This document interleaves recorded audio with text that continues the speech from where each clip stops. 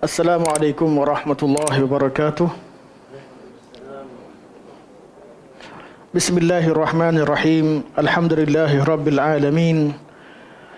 Nahmadullaha ta'ala wa nashkuruhu wa nusalli wa nusallimu ala sayyidina Muhammadin alladhi ballagha ar-risalah wa adda al-amanah wa nasaha al-ummah hatta atahu al-yaqin wa ala alihi wa sahbihi ajma'in. Subhanaka la ilma lana illa ma 'allamtana innaka antal alimul hakim. Rabbi shrah li sadri wa yassir li amri wahlul 'uqdatam min lisani yafqahu qawli, amma ba'd. InsyaAllah kita terus sambung pada muka surat 252 dengan kita baca ulang sekali imbas apa yang dicatatkan pada muka surat 251, kerana perbincangan ini merupakan sambungan daripada perbincangan yang lalu. Assalamualaikum warahmatullahi wabarakatuh. Kelas kita pada malam ini menyambung syarah yang dikemukakan oleh Al-Imam Ibn Abil Izz Al-Hanafi di atas matan yang ditulis oleh Al-Imam Abu Ja'far At-Tahawi rahimahullah. Qala Al-Imam rahimahullah, wal 'ardu wal hisabu wa qira'atul kitabi wath thawabu wal 'iqab. Sebelumnya Syekh kata, minta maaf yang ni kita belum sampai. Syekh kata, wa nu'minu bil ba'thi wa jazaa'il a'mali yawmal qiyamati wal 'ardi wal hisabi wa qira'atil kitabi wath thawabi wal 'iqabi was sirati wal mizan. Wa nu'minu bil ba'thi wa jazaa'il a'mal yawmal qiyamah. Kita beriman, kami beriman, iaitu ulama-ulama Hanafiyah. Dan begitu juga akidah ini, kenapa kita sebutkan ulama Hanafiyah? Kerana kita tahu bahawa sebab Syekh tulis akidah Tahawiyah adalah untuk menyatakan bahawa akidah ulama Hanafiyah sama seperti ulama-ulama tiga mazhab yang lain, tidak berbeza. Lepas kata beliau, wa nu'minu bil ba'thi wa jazaa'il a'mali yaumal qiyamah. Dan kami beriman dengan hari kebangkitan dan balasan amalan hari akhirat. Untuk mensyarahkan kalimah wa jazaa'il a'mali yaumal qiyamah, iaitu balasan amalan hari kiamat, qala Syekh Al-Imam Ibn Abil Izz Al-Hanafi rahimahullah, beliau berkata, jazaa'il a'mali yaumal qiyamah, balasan hari kiamat adalah berdasarkan kepada firman Allah Subhanahu wa taala, Maliki yaumiddin. Allah berfirman Maliki yaumiddin dan juga Maliki yaumiddin. Ini yang telah kita bincangkan pada pertemuan yang lalu. Allah itu Malik, yang memiliki, daripada kalimah al-milk, hari kiamat. Allah juga Maliki yaumiddin, iaitu raja, daripada perkataan al-mulk. Jadi Allah itu Malik, Allah itu Malik, Maliki yaumiddin dan Maliki yaumiddin. Kalimah Malik daripada kalimah al-milk, daripada isim, daripada masdar al-milk. Manakala Malik berasal dari kalimah al-mulk, iaitu kerajaan yang berkuasa. Allah Subhanahu wa taala berkuasa di hari kiamat. Allah Subhanahu wa taala sahaja yang memiliki sesuatu di hari akhirat. Baik. Kemudian firman Allah Subhanahu wa taala, yauma idzi yuwaffihimullahu dinahumul haqqa wa ya'lamuna anna Allaha huwal haqqul mubin. Pada hari tersebut akan Allah Subhanahu wa taala sempurnakan balasan untuk mereka. Din kita dah sebut, dinahum iaitu balasan, bukan agama. Allah Subhanahu wa taala akan sempurnakan balasan kepada mereka dengan haknya, dengan sebenarnya. Wa ya'lamuna anna Allaha huwal haqqul mubin. Dan semua orang yang terima balasan tadi tahu bahawa Allah Subhanahu wa taala yang al-haqqul mubin, Tuhan yang benar, Tuhan yang maha hak dalam pembalasannya, dan Allah menerangkan segala-galanya. Al-mubin, Allah memperjelaskan kenapa mereka diazab. Sampai hari kiamat yang diputuskan masuk neraka, mereka berpuas hati di atas pengadilan Allah Subhanahu wa taala. Tak ada cerita siapa nak dicampakkan menjerit, tak adil, tidak. Bila diputuskan mereka sebagai ahli neraka, semua ahli neraka berpuas hati bahawa Allah Subhanahu wa taala annallaha huwal haqqul mubin, bahawa Allah lah dia Tuhan al-haqqul mubin. Al-haqqul mubin, Allah yang benar, Allah yang berhak, dan Allah Subhanahu wa taala tidak menyembunyikan. Allah mubin, menerangkan semua yang kenapa Allah Subhanahu wa taala mengazab mereka, sehingga mereka semua berpuas hati. Kata Syekh, wad-dinu al-jaza, din di sini maksudnya adalah balasan. Yuqalu kama tadinu tudan, dikatakan dalam pepatah bahasa Arab, kama tadinu tudan. Bagaimana kamu buat, macam itulah orang buat pada kamu. Macam mana kamu lakukan, begitulah orang akan lakukan terhadap kamu. Dan pepatah ini digunakan untuk urusan dunia dan urusan akhirat. Ai kama tujazi tujaza, iaitu bagaimana kamu laksanakan satu perkara, begitulah kamu akan dibalas. Wa qala ta'ala, saya baca sekali imbas saja sebab kita dah syarahkan. Jazaa'an bima kanu ya'malun, Allah kata sebagai balasan di atas apa yang mereka lakukan. Dalam surah Sajadah, balasan baik ke buruk? Balasan baik. Balasan baik. Cerita tentang balasan yang Allah siapkan untuk orang beriman. Jazaa'an bima kanu ya'malun. Boleh rujuk kelas kita minggu lepas. Manakala dalam surah An-Naba, Allah kata jazaa'aw wifaqa. Balasan baik ke buruk? Balasan buruk. Balasan jahat. Allah SWT beri balasan buruk wifaqa, tepat ataupun sama, tak akan Allah lebihkan.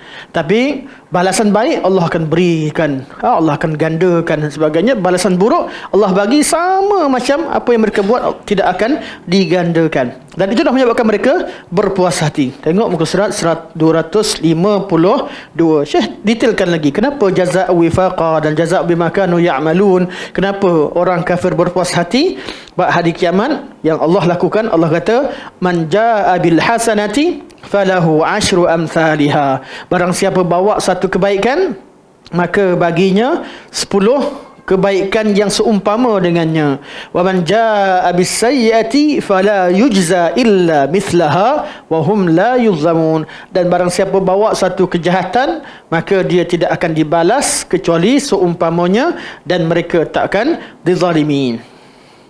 Dan firman Allah Subhanahu wa taala, man jaa bil hasanati falahu khairum minha wa hum min faza'i yawma idzin aminun.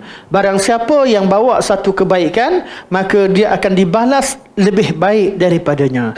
Dan khairum minha tak ditetapkan berapa jumlahnya.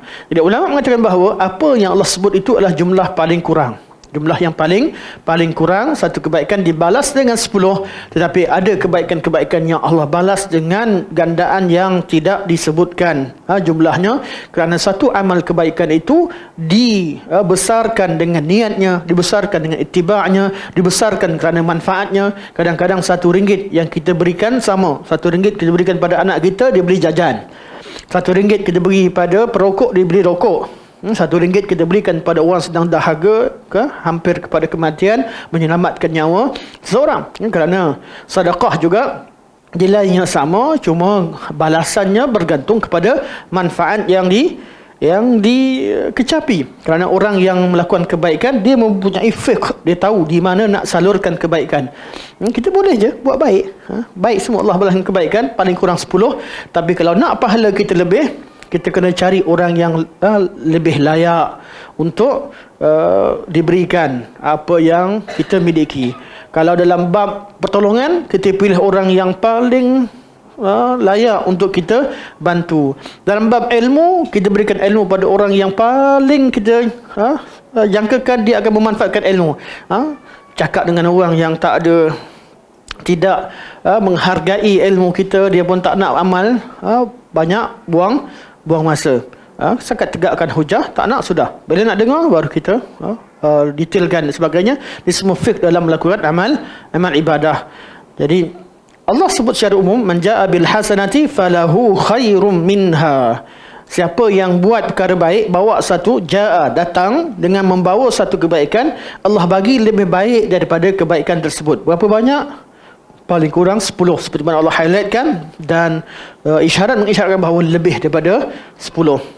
Wahum min faza'i yawma idzin aminun, dan orang yang buat kebaikan mereka akan merasa aman daripada ketakutan-ketakutan yang berlaku pada hari tersebut. Jadi daripada awal kita cerita tentang kedahsyatan hari kiamat, tentang kesusahan, kepayahan yang dihadapi oleh ahlul mahsyar, dan juga ketakutan yang dihadapi oleh orang yang dibangkitkan ketika di hari akhirat, seterusnya sampai sampailah dimasukkan dalam neraka. Semua keburukan ataupun perkara yang menakutkan ini hanya menimpa orang-orang yang buat jahat. Orang baik akan merasa aman daripada awal. Mereka akan diamankan oleh Allah Subhanahu wa taala. Wahum min faza'i yawma idzin aminun. Sejak daripada mereka dibangkitkan dalam keadaan mulia. Ada yang dibangkitkan keadaan hina, ada yang lepas dibangkitkan ketika dihalau oleh malaikat, ada yang lari ke satu arah, ada yang berada di bawah payung Allah Subhanahu wa taala sepanjang mereka di mahsyar. Dan semua ni bergantung kepada amalan seseorang. Wa man jaa bis-sayyi'ati fakubbat wujuhuhum fin-nar, dan barang siapa yang bawa kejahatan, maka dia akan ditelengkupkan mukanya dalam neraka. Hal tujzauna illa ma kuntum ta'malun, dan dikatakan kepadanya, ini semua kerana amalan yang kalian pernah lakukan dahulu, kerana amalan kalian. Baik, saya sampai sini ya. Seterusnya Allah berfirman, man jaa bil hasanati falahu khairum minha, barang siapa yang bawa satu kebaikan, dia diberikan lebih baik daripadanya. Wa man jaa bis sayyiati fala yujza alladhina amilu sayyiati illa ma kanu ya'malun, dan barang siapa yang bawa keburukan, maka dia tidak akan dibalas orang-orang yang melakukan kejahatan itu kecuali dengan kadar apa yang mereka lakukan. Ada orang tanya, kenapa orang kafir masuk neraka selama-lamanya, Ustaz? Dia duduk kat dunia ni 60 tahun je. Kan Allah SWT tidak menzalimi seseorang. Ada tak pernah tak orang fikir benda ni? Dan banyaklah kat internet lah, banyak soalan-soalan begini keluar. Kenapa Allah seksa mereka selama-lamanya, sedangkan mereka hanya kufur pada Allah Subhanahu Wa Taala selama 60 tahun, 20 tahun, 30 tahun, 50 tahun, 90 tahun. Tapi diazab selama-lamanya kerana Allah Subhanahu Wa Taala mengazab seseorang berdasarkan kepada kecil besar dosanya, bukan berdasarkan kepada tempoh. Bukan berdasarkan kepada tempoh. Kalau berdasarkan kepada tempoh, nescaya orang yang umur panjang itu confirm lebih baik daripada orang yang umur pendek. Sedangkan Sa'ad bin Mu'az radhiyallahu anhu hanya berada di Islam beberapa tahun, 6 tahun lebih, atau 6 tahun masuk Islam, kematiannya menggegarkan arasy Allah Subhanahu wa taala. Tidak sama dengan sebahagian orang yang hidup 90-80 tahun, tetapi kematiannya tidak dihiraukan oleh mana-mana makhluk. Kematiannya tidak dipandang dan tidak menjadi tempat kesedihan untuk tempat-tempat ibadah yang dia pernah lakukan di atasnya. Kerana apa? Allah SWT membalas hari akhirat berdasarkan kepada naul ibadah, jenis ibadah, dan naul al-maksiyah, jenisnya. Kalau orang tu dia buat maksiat kecil, umur dia panjang, takkan dia masuk neraka besar. Walaupun orang kafir, dia hidup sekejap saja. Abu Lahab tak lama. Abu Lahab tak lama dia musuh dengan Nabi SAW ketika di Mekah. Nabi hijrah tahun kedua berlaku perang Badar. Balik pada Badar dia mati dah. Dia bukan mati kat Badar, dia tak ikut Badar. Tapi lepas tu dia mati. Berbanding dengan sebahagian yang lain hidup panjang, tapi dia dilaknat kerana jenis kekufuran yang dia lakukan, jenis dosa. Allah SWT dia beritahu hari kiamat Allah akan hari kiamat, hari yang kekal selama-lamanya, sama ada di syurga selama-lamanya, di neraka selama-lamanya. Ini dimaklumi dan Allah beritahu sejak pada awal. Dan Allah balas nanti berdasarkan kepada jenis dan saiz besar jenis kekufuran atau jenis maksiat yang dilakukan, bukan pada tempoh, bukan kerana tempoh perkara tersebut.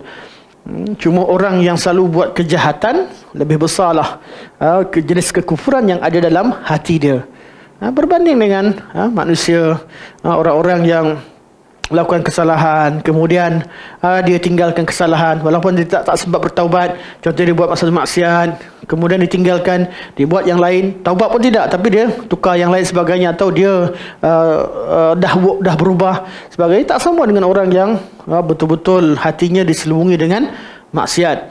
Dan lama atau pendeknya tempoh di dunia ini adalah salah satu daripada neraca untuk melihat buruk atau baiknya hati seseorang, bersih atau tidaknya hati seseorang. Tetapi bukan semata-mata kerana tempoh itu, tapi kerana jenis ibadah yang kita kemukakan dan jenis maksiat yang kita lakukan. Itulah yang Allah SWT akan balas. Sebab Allah kata, "Huwallazi khalaqal mauta wal hayata liyabluwakum ayyukum ahsanu amala." Bab kebaikan Allah tengok pada kualiti, bab kejahatan juga Allah tengok kepada jenis kejahatan yang dilakukan. Kalau ada orang tanya, kata, tak payah cerita banyak, kebaikan pun Allah balas selama-lamanya, akan hidup selama-lamanya. Di hari kiamat tidak ada kematian, dia tak ada cerita mati dah.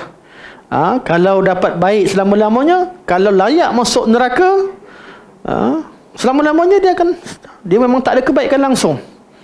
Kebaikan tak ada langsung apabila dia tidak mengiktiraf Tuhan yang menciptakan dia dan mengarahkan beribadah. Berbanding orang Islam paling kurang dia buat jahat banyak yang lain, tu dosa dia dengan makhluk, tapi dengan Allah dia iktiraf Allah sebagai Tuhan. Orang kafir dia buat baik sama makhluk, tetapi dia berdosa dengan Allah Subhanahu Wa Taala. Syirik ni tak mengaku Allah sebagai Tuhan, atau buat satu benda yang Allah paling marah.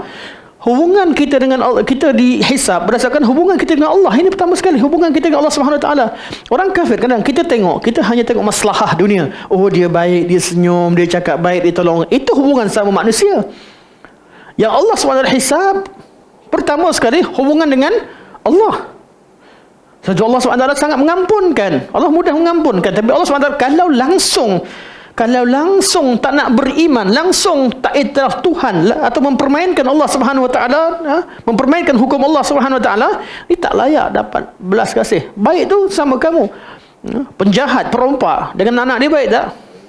Baik. Takkan kita nak ukur, oh dia ni penjenayah, tapi tengok dia, alah kesian dia disuap anak dia. Tak jadilah hukum. Sebab apa? Sebab disuap anak dia, dia tolong keluarga dia. Itu cerita lain. Allah SWT hisab pertama sekali hubungan dia dengan Allah. Dan orang kafir, mereka kufur pada Allah, mereka kufur dengan hari akhirat, maka Allah balas berdasarkan kepada hisab tadi. Siapa tak lepas hubungan dengan Allah Subhanahu Wa Taala, dia tak akan lepas yang lain. Kalau dah lepas hubungan dengan Allah, Allah akan pergi kepada hubungan sama manusia, tolak tambah dan sebagainya. Itu cerita seterusnya.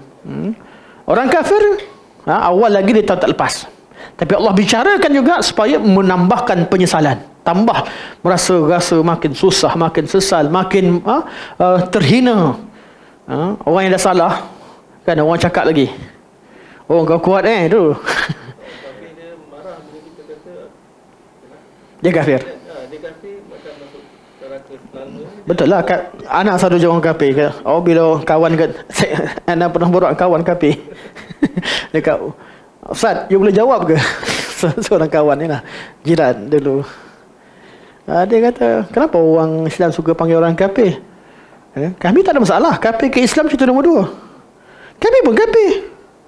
Wa may yakfur bit taghut wa yu'min billah faqad istamsaka bil urwatil wuthqa. Siapa yang kufur dengan taghut, beriman dengan Allah. Jadi kafir dengan Quran dan Sunnah. Beriman tak? You beriman tak dengan Quran Sunnah? Kita beriman dengan Allah, Allah kirimkan Quran dan Sunnah. Siapa beriman dengannya, dia kira orang beriman. Kufur tadi lengkapkan ayat. Kafir itu kafir dengan apa? Kafir dengan Al-Quran dan Sunnah yang diutuskan, yang disampaikan, diturunkan kepada Nabi SAW. Sekarang kalau kamu tak percaya, kamu tak terima, kamu kafir, kamu beriman ke? Kena clearkan kufur tu, kufur dari segi apa? Dia kata, wa may yakfur bit taghut wa yu'min billah. Kita pun kafir, tapi kafir dengan taghut. Kita beriman dengan Allah. Yang sembah selain Allah, dia beriman dengan taghut dan dia kafir dengan Allah Subhanahu Wa Taala. Makna kafir tak penting makna iman atau kafir, tapi iman dengan siapa, kafir dengan siapa. Istilah orang-orang kafir itu ringkasan daripada kalimah yang lengkap sempurna, itu kufur kepada Allah. Kufur dengan Allah macam mana? Berdasarkan kepada Al-Quran dan sunnah Rasulullah sallallahu alaihi wasallam. Kalau kalian yakin bahawa kalian beriman dengan Allah dengan cara kalian, berpeganglah dengan cara kalian. Kita beriman dengan Quran dan Sunnah. Kalian nak beriman dengan apa? Dengan Taurat, silakan jawab depan Allah. Kitab Taurat beritahu, kalau Nabi datang, kamu kena beriman. Kalau betul-betul beriman dengan Taurat dan Injil, sudah pasti kamu beriman dengan Nabi Muhammad sallallahu alaihi wasallam. Kita sekarang ni, Al-Mahdi datang tak hari akhirat? Di akhir zaman datang. Kalau Imam Mahdi datang, kita kena duduk was tentera mana? Tentera Mahdi lah. Jangan sampai pada Al-Mahdi duk persoalkan, tak nak ikut tentera Al-Mahdi, pergi ikut yang lain, persoalkan. Kami siapa kata kami tak ikut tentera? Kami pun, mungkin ketua kami pun ada kebaikan, ketua kamu Al-Mahdi ada kebaikan. Cakap macam tu, cakap lah. Allah dah beritahu awal-awal dalam kitab Taurat dan Injil, dan semua orang yang beriman dengan Rasul-Rasul terdahulu, mereka wajib beriman dengan Nabi Muhammad sallallahu alaihi wasallam. Semua yang beragama tahu bahawa akan ada Nabi akhir zaman. Kalau mereka masih hidup ketika itu, mereka wajib beriman. Sebab tu Waraqah bin Naufal, beliau bila dengar saja Nabi kata, aku beriman dengan kamu. Waktu kaum kamu keluarkan dia, kalau aku kuat, aku masih kuat, aku akan bersama dengan kamu. Sebab tu Waraqah bin Naufal antara orang yang paling awal masuk Islam, tetapi khilaf, adakah dikatakan umat Muhammad ataupun tidak, kerana beliau ketika itu Nabi belum ajak beliau masuk Islam. Khilaf pada situ saja, tapi beliau daripada orang Islam yang bersedia beriman dengan Nabi Muhammad sallallahu alaihi wasallam. Kita umat Islam ini umat yang ikut Nabi Muhammad, ikut pada Quran dan Sunnah. Siapa mengaku beriman. Kita tidak spesifikkan untuk orang Islam saja. Malah kita ajak orang lain beriman dengan Quran Sunnah. Tapi tak beriman artinya kafir dengan Quran dan Sunnah. Selesai. Kadang-kadang malas nak syarah kufur, makna apa kufur, artinya cover fitrah, itu kat kelas kat kelas nanti. Tapi yang penting beriman, artinya beriman dengan Allah dan Rasul, iaitu dengan Al-Quran dan Sunnah. Kufur dengan Allah dan Rasul, iaitu kufur menolak Al-Quran dan Sunnah Rasulullah sallallahu alaihi wasallam. Clear? Baik. Okey, kemudian kita tengok hadis. Ayat-ayat yang sama ini, ayat-ayat yang sama seperti ini dalam Al-Quranul Karim. Itu ayat berkaitan dengan balasan Allah banyak, dan kita dah baca pun cara Allah SWT mengajari hambanya pada pertemuan yang lalu. Tak perlu kita ulang. Kita terus masuk kepada hadis Nabi SAW berkaitan dengan al-jaza, atau berkaitan dengan ad-din atau yaumuddin. Nabi SAW bersabda dengan apa yang diriwayatkan oleh baginda daripada Tuhannya. Ini hadis apa? Hadis Qudsi. Nabi meriwayatkan kalam Allah Subhanahu wa taala. Apa beza hadis Qudsi dengan ayat Quran Al-Karim? Quran kalamullah, hadis Qudsi kalamullah, betul? Hadis Qudsi pun kalamullah. Tapi Al-Quran kalamullah, yang lafaz kalam itu bila kita baca jadi ibadah. Yuta'abbad bitilawatihi. Maksudnya dengan kita baca tu jadi zikrullah.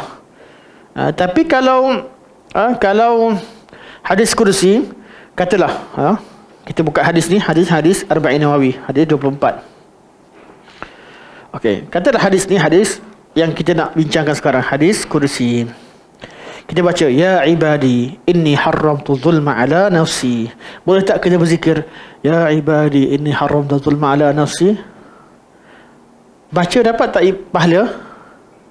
Tak. Pahala bukan dengan kalimah tersebut, pahala kerana menuntut ilmu, pahala kerana bawa kepada kebaikan, tapi bukan kalimah-kalimah itu. Tapi Al-Quranul Karim, tiap-tiap huruf yang kita sebut, alif, lam, mim, semuanya satu kebaikan yang tersendiri dengan kita menyebutnya dan akan dibalas dengan 10 kebaikan. Berbeza daripada hadis kursi.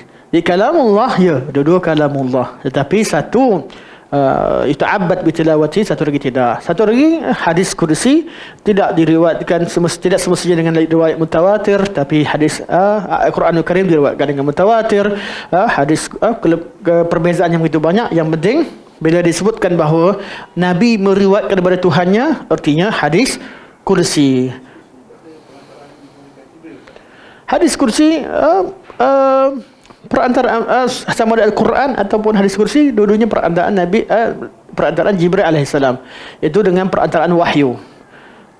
Mana satu lagi ulama sebut hadis kursi kadang-kadang tidak semestinya melalui Jibril, kadang-kadang daripada ilham, tapi wallahu a'lam bila disebut yarwi an rabbih, meriwayatkan, zahirnya daripada Jibril alaihissalam. Bila disebut kalimah riwayat, artinya Nabi dengar dan Nabi meriwayatkan semula. Itu ana tarjihkan. Kalau orang tanyalah, ada ulama kata Quran tu mesti melalui Jibril, tapi hadis kursi kadang-kadang melalui ilham yang Allah beri sebagainya. Tetapi oleh kerana perbahasan tu ada, tapi anak lebih cenderung kepada hadis kursi atau Al-Quran semuanya daripada Jibril alaihissalam, kerana disebut banyak dalam hadis disebut yarwi an rabbihi, Nabi meriwayatkan daripada Rabbnya. Dalam periwayatan kita tidak cipta kalimat sendiri, kita meriwayatkan sebagaimana yang kita dengar dan kita terima daripada perawi sebelumnya. Wallahu alam, ada khilaf, tapi hujah ni tidak mutlak, ada perbincangan yang panjang. Tapi sebab tu kalau orang tanya tentang perbezaan hadis kursi dengan Quran, biasanya tak sebutkan part-part yang ada khilaf, kecuali kalau kita bincang khas bab hadis kursi. Masa tu kena buka betul-betul lah. Tapi kalau secara umum ni faedah-faedah umum, supaya fokus kita juga balik kepada konteks yang kita sedang bincangkan. Banyak perbezaan yang ulama sebutkan antara dua. Yang paling besar, yang paling utama adalah kalimah Al-Quranul Karim itu adalah kita beribadah dengannya. Manakala hadis kursi kita beribadah dengannya. Dan Al-Quran semuanya sahih mutawatir, hadis kursi mungkin sahaja diriwayatkan dengan riwayat yang dhaif. Jadi kalau jumpa kalamullah, tak ada cerita sahih tak sahih ni ayat ni, dia tak cerita dah. Ini tentang tafsir saja. Tapi kalau cerita tentang hadis, kita akan rujuk hadis sahih tak sahih, baru kita akan syarahkan. Itu perbezaannya, wallahu taala alam. Baik, hadis ni panjang. Hadis ni kat hujung hadis 24, antara hadis yang panjang dalam Arba'in Nawawi, hadis ke-24 riwayat Abu Dzar Al-Ghifari rahimahullah radhiyallahu an. Jadi ana baca sekali imbas hadis ini untuk kita tahu isi kandungan kalimah-kalimah yang Allah SWT sebutkan di akhir hadis tersebut. Nabi kata, Nabi meriwayatkan daripada Rabbnya Azza wa Jalla. Allah kata, ya ibadi, wahai hambaku, inni haramtu dhulma ala nafsi, sesungguhnya aku mengharamkan kezaliman ke atas diriku. Allah Subhanahu wa taala sahaja yang mengharamkan sesuatu atas dirinya. Allah sahaja yang mewajibkan sesuatu ke atas dirinya. Kita bukan Mu'tazilah yang kata wajib bagi Allah begini, wajib bagi Allah begitu. Tidak. Kita Ahlussunnah wal Jamaah mengatakan bahawa kalau Allah mewajibkan ke atas dirinya, hak Allah Subhanahu wa taala. Allah mengharamkan sesuatu ke atas dirinya, itu hak Allah Subhanahu wa taala. Allah Subhanahu wa taala mengharamkan kezaliman ke atas dirinya. Allah pun tak berlaku zalim. Allah Subhanahu wa taala Maha berkuasa dan Allah Subhanahu wa taala tidak berlaku zalim pada hamba-Nya. Okey. Ini dalil apa? Berkaitan dengan apa? Kita sedang bincang sifat apa? Sifat bukan sifat kezaliman, sifat keadilan. Kita dah belajar dalam bab sifat, tiap-tiap kali kita jumpa sifat-sifat manfiyah, sifat-sifat yang dinafikan, kita mesti sebut bahawa hadis ini atau kalam ini bertujuan mengisbatkan kesempurnaan sifat Allah di sebalik yang dinafikan. Atau kita terjemahkan bahawa sesungguhnya Allah Subhanahu wa taala Maha Adil. Ini yang disampaikan. Kezaliman sifat makhluk. Kezaliman sifat makhluk. Allah sebutkan nak fahamkan kita.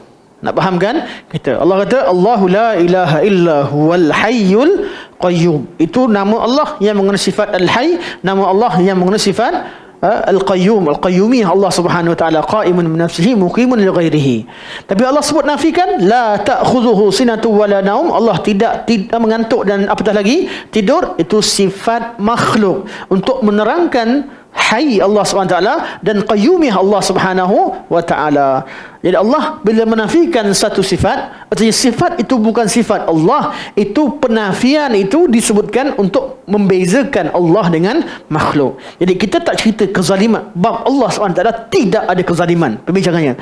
Ada hanya penafian. Penafian itu adalah kerana sifat itu hanya ada pada makhluk, bukan pada Allah Subhanahu wa taala. Jadi bila Allah kata ya ibadi wa hamka inni haramtu zulma ala nafsi, aku haramkan kezaliman ke atas diriku, sebab kezaliman hanya berlaku sesama makhluk.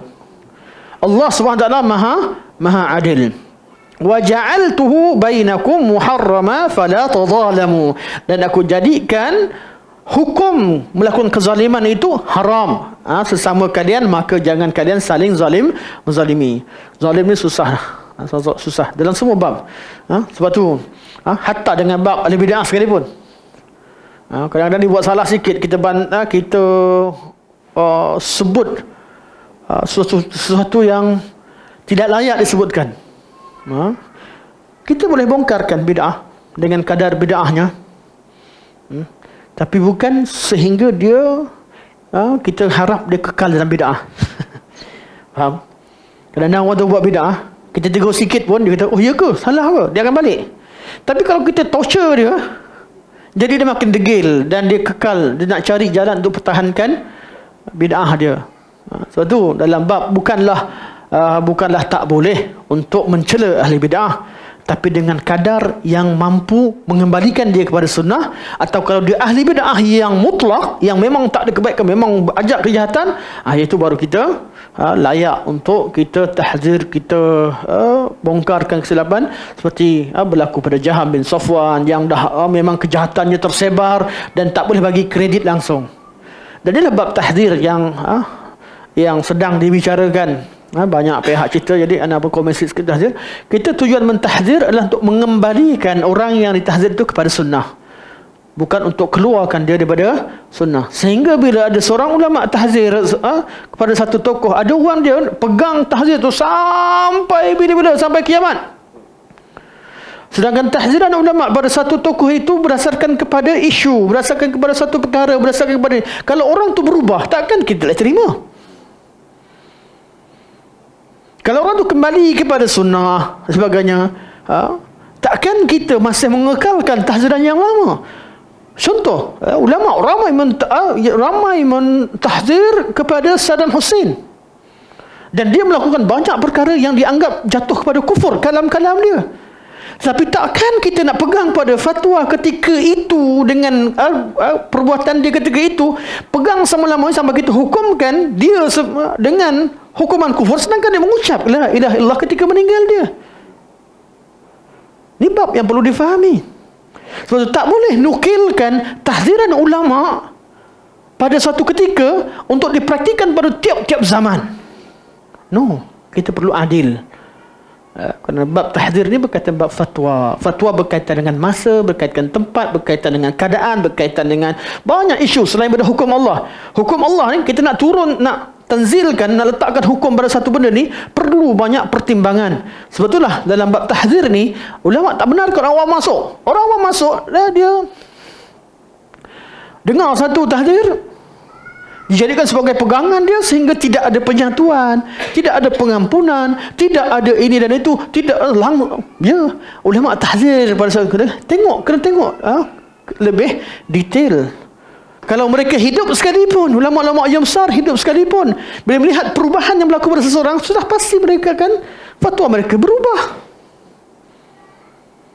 Tujuan tahzir ini ada maksudnya. Tahzir bukan untuk mengeluarkan orang daripada sunnah, tetapi untuk mengembalikan dia kepada sunnah kalau dia masih hidup. Kalau dah meninggal, kita kena spread, tengok Yang mana kebaikan, yang mana keburukan disebutkan sebagainya. Tahzir terhadap keburukan. Contoh kita tengok pada kitab-kitab Said Qutb, ni kesalahan dia memang betul, tak boleh nak nafikan 1 2 3 4 5 6, tapi kitab dia ada kebaikan dia dari segi bahasa, dari segi ini, dari segi tafsiran yang okey boleh, tapi untuk orang awam jangan.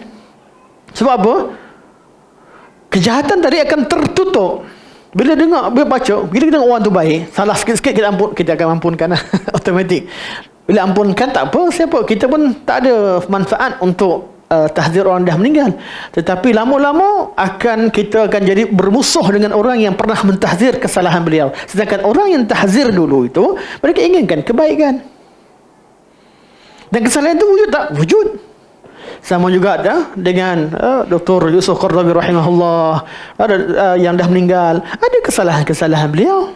Kesalahan. Ulama yang mentahzir atas sebab tertentu. Tapi ada benda yang beliau berubah ikut keadaan. Ada sifat-sifat yang disebutkan dulu tak sesuai dengan apa yang disebutkan pada beliau kemudian. Sampai ada sebahagian kata Qaradawi, sebab dia pun dia khawarij. Siapa dia mufti? Dia mufti secara rasmi sebuah negara. Takkan fatwa dia dianggap sebagai bukan alim, dia ni tidak ada nilainya, dia ni hanya orang-orang yang tidak ada ilmu. Mana mungkin dia seorang mufti yang rasmi di sebuah negara yang didiami oleh orang-orang ahli sunnah wal jamaah yang begitu ramai. Ada kedudukannya. Kita tak boleh ambil kalam ulama. Kita boleh tahu keadaan jadi. Kita akan memuliakan ulama. Kita akan makin sayang dengan ulama yang mentahzir pada masa sama, yang ingatkan kita tentang kesalahan satu tokoh. Pada masa sama kita masih berlaku adil pada tokoh-tokoh yang ditahzir. Dan sebab itu bab tahzir bab itu perlu difahami, perlu dipelajari betul-betul sehingga pensyariatan atau kebenaran tahzir ini tidak disalahguna sehingga memecah belahkan saf ahli sunnah wal jamaah.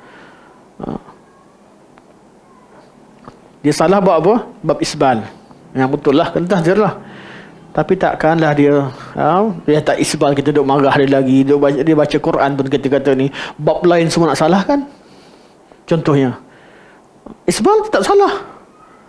Tapi kalau kita tegur-tegur lah sekalian, semua seluar dia naikkan, alhamdulillah, lebih baik. Tapi tahziran bukanlah tahziran sampai keluar dari sunnah. Isbal persoalan antara haram ataupun makruh, karahah atau harus. Bagaimana kata harus, tapi kita tak terimalah keharusan tu agak jauh. Kita tengok kepada dua perkara yang penting, sama ada makruh atau haram, kena jauhi seeloknya. Tujuannya apa? Untuk kembalikan manusia. Baik. Jadi jangan berlaku zalim antara satu sama lain. Bila Allah larang, artinya dosa tak dosa? Dosa. Kadang-kadang orang berdakwah tapi dia dosa. Kadang-kadang dia rasa dia buat kebaikan, tapi dia buat dosa. Sebab tu kita tak nak amal ibadah kita nak berdakwah, nak menyampaikan ilmu, tujuan tu dapat apa? Dapat redha Allah, dapat pahala, kembalikan orang kepada sunnah. Kita takut kita ni jadi punca menjauhkan orang daripada sunnah. Sebab tu sentiasa kita ada timbang tara. Kadang-kadang serang bila bid'ah tu zahir terlalu ni, kadang-kadang memujuk, kadang-kadang fahamkan, kadang ni semua perlu kepada sebab tu kalau buat sebelum up satu status istikharah lah kejap, paling kurang baca doa. Tak perlu kalau solat lagi baiklah. Jadi macam Imam Bukhari, tapi paling kurang sebab perkataan yang kita tulis itu akan dibaca oleh ramai orang, akan mempengaruhi. Lagi pula yang pempengaruh, yang tak ada pengaruh tak apa, dia buat ayat macam mana pun orang tak pandang, tapi pempengaruh, dia punya perkataan didengar dan kena berhati-hati dengan tiap-tiap kalimah yang diungkapkan. Edit 10 kali pun tak apa. Kalau rasa salah, edit lah. Malah kalau anda dalam satu kawan juga, dia kata, Ustaz banyak edit, anda mazhab edit. Rasa perkataan menyinggung ramai orang, anda akan buang. Kita bukan nak singgung orang, kita sampaikan kebenaran. Perkataan-perkataan yang kita rasa singgung, tapi kesinggungan itu yang kita nak.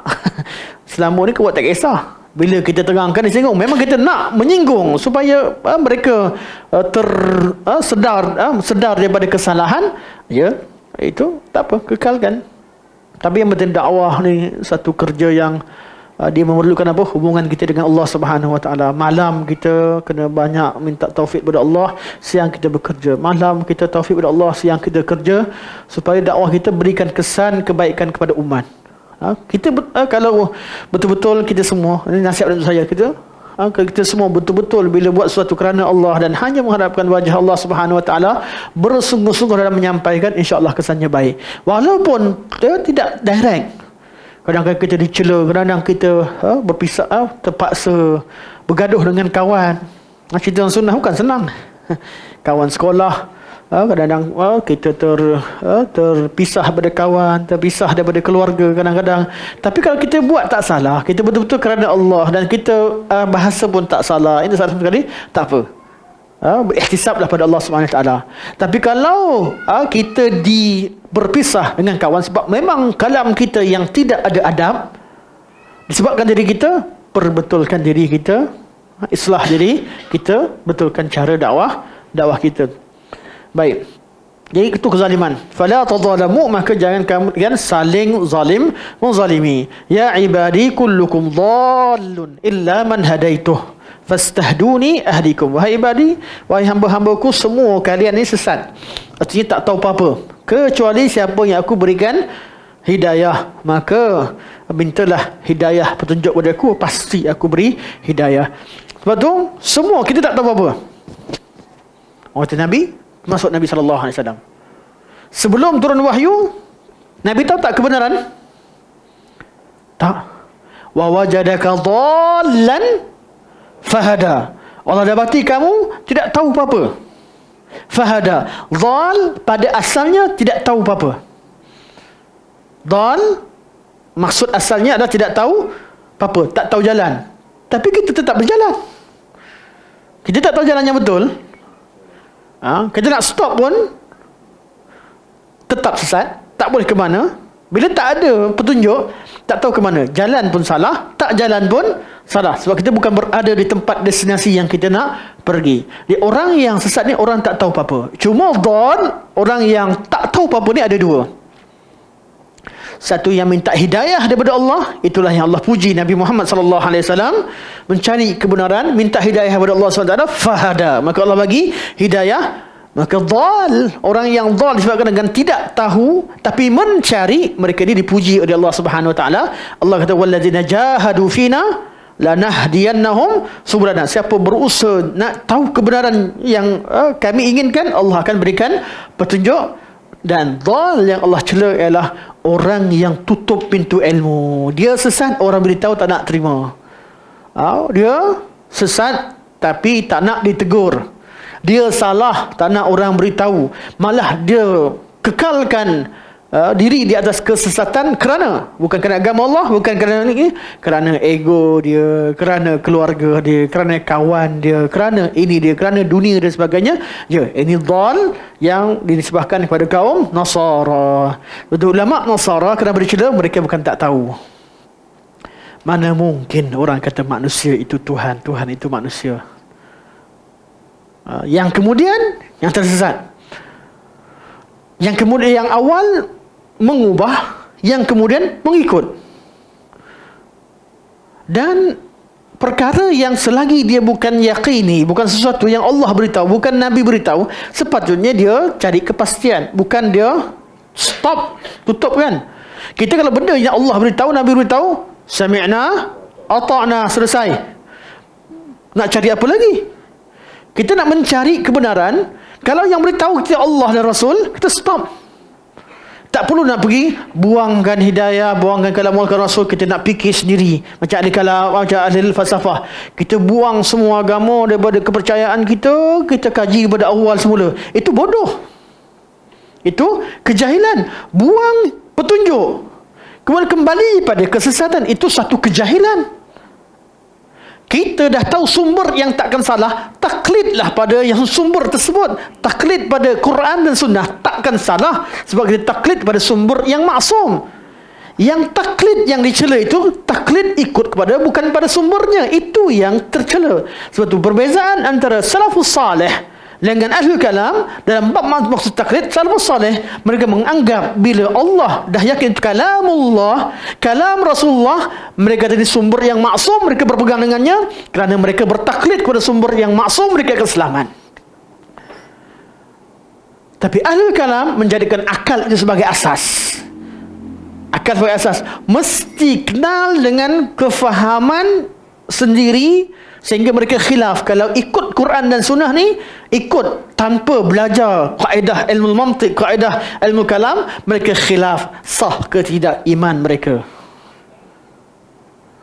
Malah mereka menisbahkan orang yang beriman dengan Quran Sunnah seperti Allah perkatakan sebagai kejahilan. Mana kata, alah, dua ni memang Allah cakap, faham. Lepas tu mereka disebahkan zahir makna yang jelas itu sebagai satu kefahaman yang dangkal. Mereka yang cuba pergi belok kiri kanan, bincang panjang nak cari alasan sebagainya, sebagai orang yang berilmu. Ilmu alat kita gunakan untuk faham kalamullah. Tapi kalam yang zahir, yang jelas, tak perlu nak cari alat apa lagi.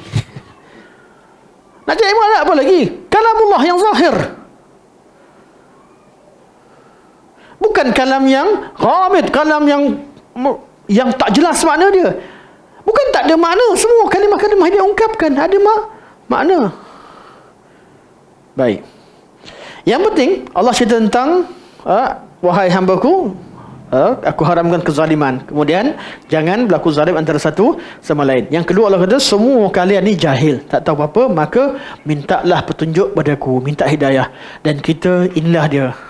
Kita duduk di manhaj, di atas manhaj salaf, yakin kita benar, yang benar tu manhaj salaf, tapi pemahaman kita dari manhaj salaf mungkin betul, mungkin salah. Tetap minta Allah SWT sentiasa berikan hidayah. Kerana semua orang, hatta kumpulan sesat, dia kata dia pihak yang benar. Kerana tak ada siapa yang sanggup atau meletakkan diri mereka dalam kesesatan. Sebab itulah untuk menyelesaikan semua masalah, dakwah bincang. Bukan tujuan untuk debat nak menang. Dakwah dan bincang, buat perbandingan. Waktu akhir minggu ni ada perbandingan manhaj Ahlussunnah wal Jamaah, manhaj salafiyah dengan Ahlul Hadis dengan Syairah Maturidiyah. Bagus, perkara yang menarik. Jom pergi. Tapi sebab tak ada rakaman, tak ada live kan. Eloklah pergi, InsyaAllah. Kemudian Allah kata, ya ibadi kullukum ja'i'un illa man at'amtuhu fastat'imuni ut'imukum. Semua kalian lapar kecuali siapa yang aku beri makan. Jadi kalau nak minta makan, minta dengan aku.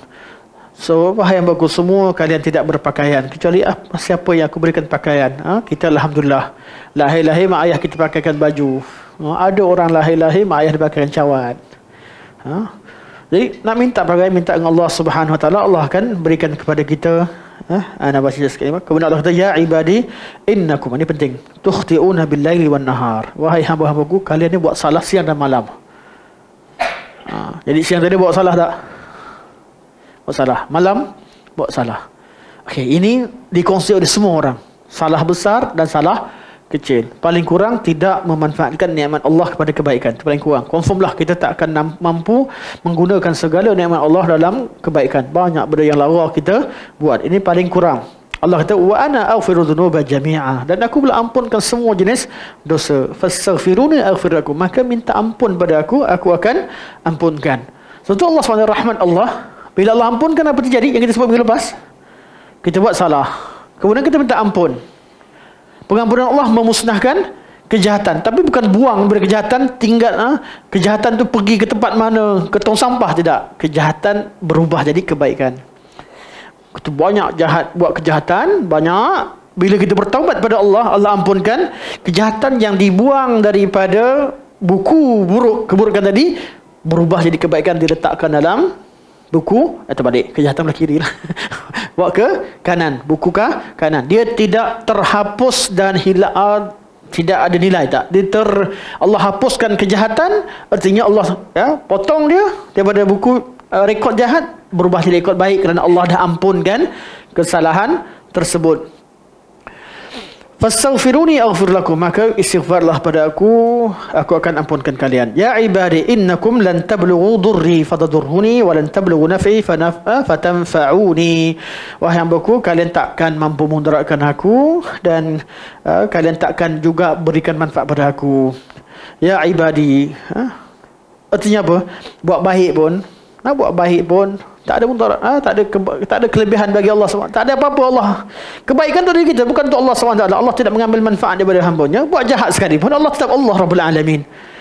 Yang kena seksanya hamba. Yang seksanya hamba. Allah Maha sempurna, sejak dari azali hingga ke abadi. Baik buruk yang kita buat bukan untuk Allah, untuk diri kita. Waktu Allah kata, Allah bagi contoh. Ya ibadi law anna awwalakum wa akhirakum wa insakum wa jinnakum kanu ala atqa qalbi rajulin wahidin minkum ma zada dhalika fi mulki syai'a.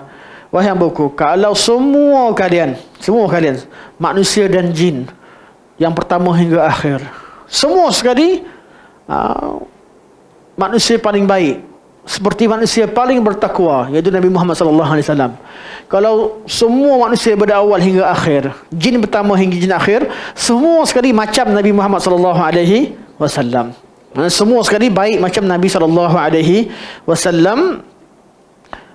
Allah kata ma zada dzalika fil mulki syai'a. Tak bertambah sikit pun kerajaanku. Kerana Allah Maha sempurna. Ya ibadi law anna awwalakum wa akhirakum wa insakum wa jinnakum kanu ala afjari qalbi rajulin wahidin minkum ma naqasa dhalika min mulki syai'a. Wahai hambaku, kalaulah semua orang, lelaki awal hingga lelaki akhir, manusia, jin awal hingga jin akhir, semua sekali jahat macam yang paling jahat, macam iblis. Semua yang makhluk Allah, jin manusia ni iblis semua sekali. Serentak buat jahat pada Allah Subhanahu wa taala. Allah kata tidak mengurangkan sikit pun daripada kerajaan Allah Subhanahu wa taala. Ya ibadi law annahu awwalakum wa akhirakum wa insakum wa jinnakum qamu fi sa'idin wahidin fasaluni fa'ataitu kulla wahidin mas'alatahu ma naqasa dhalika mimma 'indi illa kama yanqusul mikhyata idza udkhila bahra. Wahai hambaku, kalau semua kalian berkumpul, yang tadi awal akhir semua sekali berkumpul satu tempat, semua minta apa dia nak, minta apa saja, Allah bagi semua sekali, tidak berkurang daripada apa isi Allah, hanya seperti benang yang dimasukkan dalam air lautan. Kurang apa? Ambil satu benang, letak celup dalam laut. Laut tu berkurang apa? Tak berkurang apa-apa. Sebab tu dalam bab kuasa Allah sebagai tidak ada perbandingan. Allah mendengar, kita mendengar. Tapi pendengaran kita tidak ada perbandingannya dengan Allah sebab tidak ada apa-apa. Tidak ada apa-apa. Allah berilmu, kita berilmu. Tapi ilmu kita tidak ada apa-apa. Dia ada, sedangkan ilmu itulah Allah, apa yang kita tahu itu yang Allah tahu, tapi tidak ada perbandingan, tidak ada persamaan, dan itu tidak dinamakan sebagai al-mithil. Betul, Allah nafikan laisa kamitslihi syai'. Tapi sedikit syabah dalam bab ilmu, apa yang kita tahu Allah tahu, itu ada syabah secara umum. Sebab tu bila kita sebut mumatsilah lebih afdal berbanding dengan musyabbihah. Kerana dari segi bahasa kat situ. Sebab ada orang yang menafikan Allah mendengar hanya kerana manusia pun mendengar, seperti golongan Mu'tazilah. Istilah musyabbihah mereka yang start awal, mereka kata ada syabah. Allah laisa kamitslihi syai'. Jadi kalau Allah mendengar, takkan makhluk mendengar, takkan Allah mendengar. Dia guna logik begitu. Sedangkan tidak ada perbandingan. Okey. Sekarang ni baru kita masuk dalam yang kita nak bincangkan sebenar. Lafaz yang ada dalam kitab kita. Syekh kata Allah berfirman, ya ibadi innama hiya a'malukum uhsiha lakum. Wahai hambaku, semua yang berlaku ini amalan kamu sendiri. Kamu nak buat tak buat, kamu taat tak taat, amalan kamu. Cuma Allah uhsiha lakum, Allah Subhanahu wa taala kira untuk kamu. Thumma uwafikum iyyaha, kemudian Allah balas. Semua ni kerana kamu sendiri buat. Kemudian Allah akan balas. Faman wajada khairan falyahmadillah. Siapa yang dapat kebaikan, pujilah Allah Subhanahu wa taala, sebab Allah beri taufik pada dia dan Allah gandakan nama kebaikan dia dan segala-galanya yang kita sebutkan dalam kelas kita, seperti yang dituliskan oleh Syekh. Wa man wajada ghaira dzalika fala yalumanna illa nafsah. Dan barang siapa yang jumpa selain daripada itu bukan baik. Ini Nabi sallallahu alaihi wasallam. Buruk ni, benda buruk ni jangan sebut. Sebutnya sepatutnya sebut wa man wajada syarran khairan, lawan dia syarran. Barang siapa dapat kebaikan, puji Allah. Siapa dapat balasan buruk, datang dari diri dia. Tapi Nabi tak sebut. Nabi kata wa man wajada ghaira dzalika. Siapa yang dapat bukan baik, selain daripada baik, selain daripada itu, fala yalumanna illa nafsah, maka jangan cela kecuali diri dia sendiri. Jadi hadis ni cerita tentang apa? Cerita tentang jaza, balasan Allah Subhanahu Wa Taala berdasarkan kepada amalan-amalan orang itu sendiri. Dan kalau dibalas dengan kebaikan, hendaklah kita bertahmid pada Allah, kerana Allah sahaja yang dengan kurniaan Allah lah kita mampu dapat balasan yang baik itu. Kerana kalau diri kita, banyak dosa yang kita buat, banyak nikmat yang kita sia-siakan, kita banyak menzalimi diri kita. Kita hanya harapkan daripada Allah SWT, kalau dapat baik, dapat masuk syurga, puji Allah. Jangan sangka amal ibadah kita cukup untuk membeli syurga Allah Subhanahu wa taala. Tapi kalau diazab, ingat diri kita sendiri. Dibuat baik, dapat masuk syurga bukan semata-mata kerana amalan kita. Amal kita hanyalah asbab untuk dapat rahmat Allah. Rahmat Allah lah yang segala-galanya. Contoh anak kita kan, tolong basuh pinggan. Kita kata siapa basuh pinggan, ayah bawa pergi umrah. Contohnya kan, siapa nak ikut, ayah tengok seminggu ni siapa yang dengar baik-baik, basuh pinggan, sapu rumah. Ingat nak pergi umrah, boleh hanya basuh pinggan. Betul, berrahmat. Tapi basuh pinggan menyebabkan rahmat seorang ayah. Okey, dia ni dengar cakap, dia ni sekali adanya perasaan rahmat ayah pada anak. Okey, dia ni boleh ikut pergi umrah. Yang satu lagi, dah dibagi tawar pun, dah dipujuk pun tak nak buat, degil. Tak dapat lah. Tidak dapat. Artinya amalan ada function tak? Function. Ada sebab. Kerana kita buat kebaikan lah Allah SWT berikan rahmatnya. Jangan jadi geng sufi. Amalan tak penting, yang penting rahmat Allah. Redha Allah yang penting, bukan kerana amalan kita. Dah tak payah amal. Penghujungnya tak payah amal. Geng batiniah. Tak payah amal syariat ni hanya untuk orang awam. Kita yang dah sampai ke tahap hakikat, tak perlu lagi. Tak boleh masuk syurga. Kita hanya minta redha Allah. Syurga neraka tak kisah. Boy. Semua kat dunia kita ni hanya berlakon. Allah lakukan segala-galanya. Orang macam ni kalau kita lempang dia, dia marah dia, Allah takdirkan. Sama je urusan dunia ke akhirat. Jangan sampai melampau jadi Jabariyah begitu. Jangan juga jadi Qadiriyah. Semua kaitkan dengan kita. Yang kita buat tu tak seberapa. Allah SWT yang menggandakan. Rahmat Allah SWT yang menyebabkan dosa kita diampunkan dan kebaikan kita diterima. Kalau ikutkan solat kita ni, cuba kira balik. Solat pun lambat. Yang tak, waktu tak solat, waktu bangun tidur lambat, tak pergi masjid. Dah pergi masjid pun fikir macam-macam. Susah nak cari bila sempurna solat kita pun kita rasa, bila solat kita rasa sempurna, susah. Sebab tu Allah SWT syariatkan selepas solat je kita istighfar, bukan baca Alhamdulillah. Tu hadis yang mungkar. Ada orang lepas solat baca Alhamdulillah, imam biasanya. Sebab apa? Dengar imam tu baca. Saya pun hafal juga doa tu. Jadi orang nampak tak power lah. Jadi saya amalkan. Yang betulnya bila selesai satu amalan kita istighfar. Lepas solat istighfar. Lepas keluar pada Arafah, faza fatum arafatin fazkurullah ka zikrukum abaikum wa syahada zikra fa minan sama yakun ayat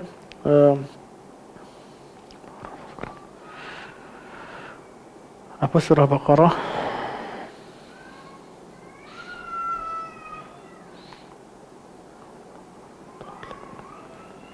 Tak apa. Yang penting lepas Allah SWT perintahkan bila kita selesai amal ibadah haji, buat semua haji semua kali, istighfar pada Allah Subhanahu wa taala. Selesai bil Arafah istighfar, selesai daripada Musdalifah kita istighfar. Dan Allah SWT arahkan Nabi SAW bila Nabi dah selesai berdakwah urusan Nabi iza ja'a nasrullah wal fath, Allah suruh Nabi istighfar wastaghfir innahu kana tawwaba.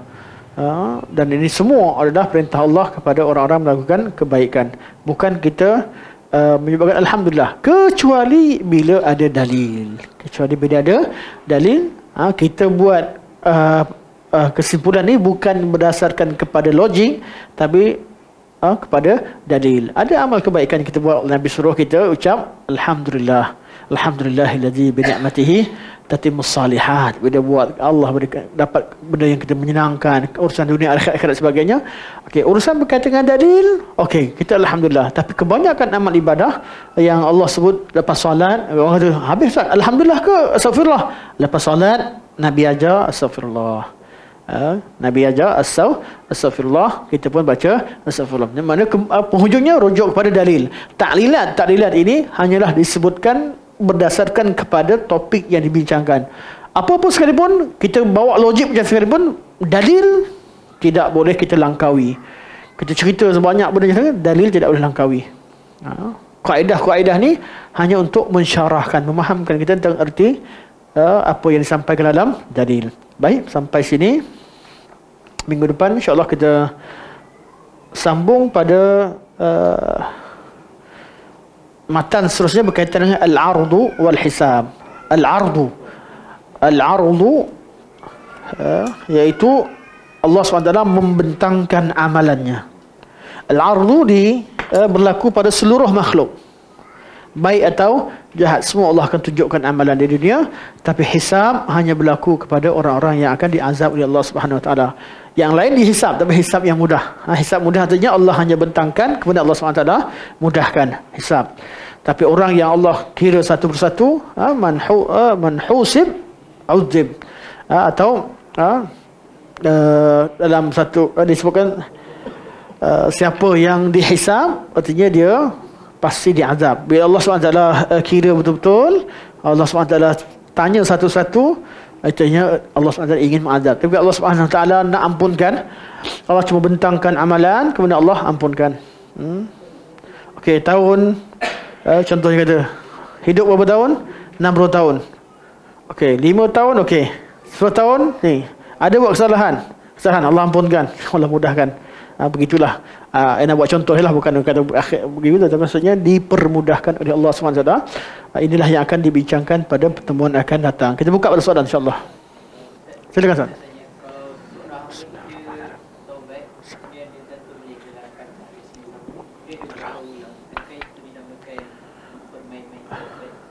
Tidak, itu Allah yang hadis tadi lah.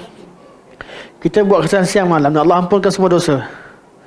Bila siang berdosa, malam istighfar, berazam sesungguhnya. Dan bila kita istighfar, apa berlaku? Dosa yang akan datang lambat. Bila orang tak taubat pada Allah SWT, dia akan sambung buat dosa. Betul tak? Dia buat dosa, syaitan kata, engkau ni tak boleh buang ni benda dosa ni, susah kena buang. Dia tak taubat, dia akan buat terus. Tapi kalau orang taubat, dia akan stop tak? Stop. Dia akan stop. Lama dia akan jatuh pada dosa yang sama, kerana dia seorang hamba. Tapi dia istighfar lagi, baru buat sikit dia ingat semula, stop. Lama-lama sehinggalah dia rasa tenang dengan hukum Allah, dia pun tak suka dah maksiat tersebut. Kita hidup ni perlu kepada tazkiyah, sucikan jiwa. Kita tak akan jadi jiwa kita suci dengan sendirinya. Memang semua orang yang buat dosa-dosa tertentu, dosa besar tak akan dibuat kecuali orang hatinya kotor. Dosa besar hanya dilakukan oleh orang-orang yang hatinya kotor, yang tauhidnya ada masalah. Dia sangat cuai. Dosa besar yang merompak, yang membunuh, yang zina, yang mencuri, ini hanya dibuat oleh orang-orang yang hatinya kotor. Dah banyak, di sebelum buat tu benda lain banyak dah dibuat, sehingga hati dia kotor. Tapi dosa-dosa kecil ni, dosa tetap dosa, tetapi macam mana nak sucikan adalah dengan banyak istighfar. Bila kita istighfar, kita akan berhenti satu dosa, dan berkemungkinan kalau Allah kita tinggalkan terus, berkemungkinan kita akan ulang balik pada tempoh yang lain. Tapi bila kita melazimi istighfar, dosa yang kita buat pada akan datang makin sedikit, dan tempohnya makin panjang, sehinggalah kita mencapai hati yang tenang dengan hukum Allah Subhanahu Wa Taala, dan tenang dengan qada qadar Allah Subhanahu Wa Taala. Jelas? Yang kita takut apa dia? Takut tak sempat dosa kita buat, tak sempat istighfar. Tak sempat taubat. Memanglah kita buat, mungkin buat semula, kata sama je tak sama. Paling kurang orang bertaubat tu dia mati kat situ, selamat dia. Orang tak bertaubat, dosanya makin banyak dan dia tidak bertaubat, inilah dia tipuan syaitan.